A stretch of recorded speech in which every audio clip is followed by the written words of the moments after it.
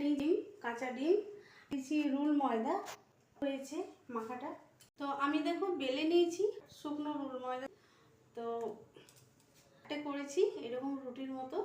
তো আমি দেখো রুল ময়দা দিয়ে বেলেছি এরকমভাবে রুটির মতো। দেখো যে রুটিগুলো আমি বেলেছি সেই রুটিগুলো এবার আমি একটা ডিম একদম মধ্যেখানে আমি ভালো দেবো, মধ্যে একটা রুটি ঢাকা দিয়ে দিতে মুড়ে নেবো। সাইড মুড়ি নিয়েছি, ধারে ধারে হয়ে গেছে, তেলের মধ্যে ছেড়ে দিচ্ছি। ভাজা হয়ে গেছে একদম লুচির মতো, আমার ভাজা হয়ে গেছে একদম লুচির মতো। এটা দেখলে ভেতরে ডিম ভেঙে নিয়েছি, ডিমের যেটা হলুদ দেখছো সেটা কুসুম ডিমের।